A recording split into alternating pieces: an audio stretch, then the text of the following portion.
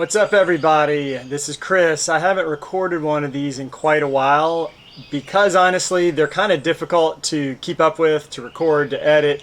Most of the times I'd rather just be out shooting than filming, but I just got back from a trip and I was a complete bonehead and I forgot my tripod, which is a terrible thing when you're up in the mountains and you're wanting to take photographs, especially if you're wanting to do waterfall photography or any types of low light landscape photography.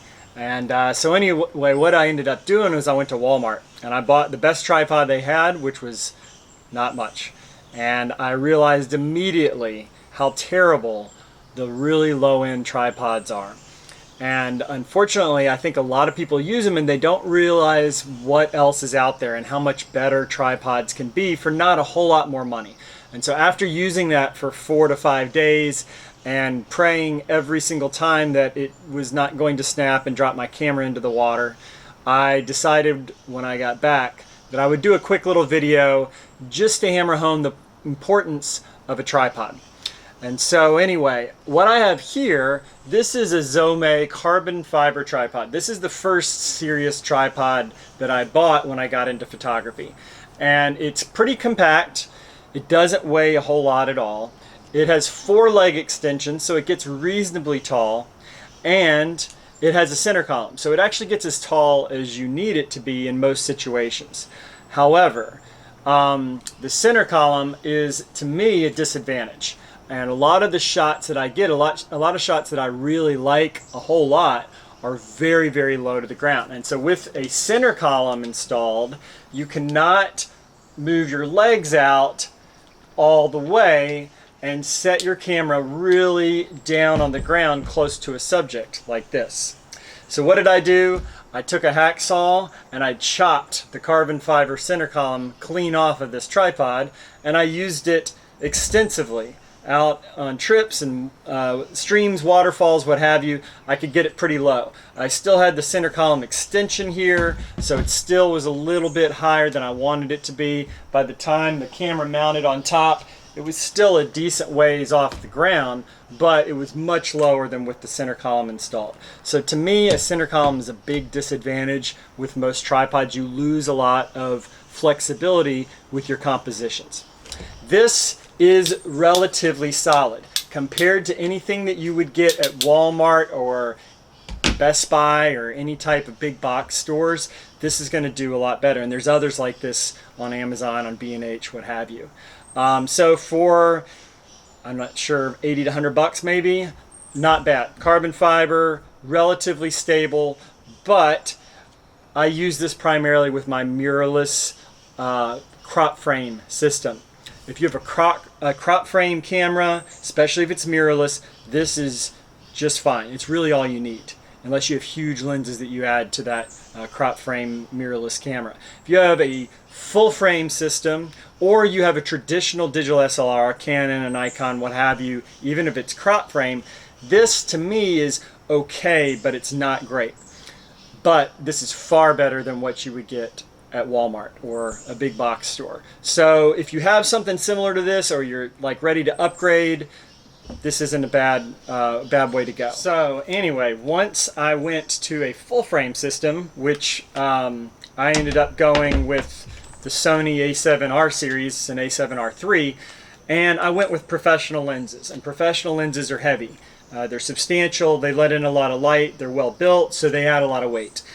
And this started to be kind of the weak point in my photography setup. And I decided, if I'm going to invest the money in a nice camera and lenses, I need to have something that's really stable, reliable, something I can trust in kind of challenging shooting situations to support it all. And so what I ended up doing after tons of research, I researched everything out there, I ended up going with a Robus tripod, which, as you can see immediately, is far, far more substantial than the Zomei that I was replacing. I don't always think about how much nicer a higher end tripod is compared to, say, a middle of the road tripod until I go back to using a smaller one with my big kind of full frame system.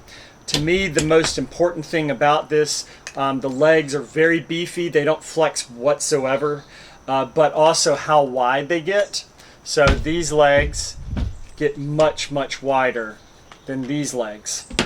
And so it's all about the center of gravity when you're shooting in weird, uneven terrain with rocks or slope or rushing water.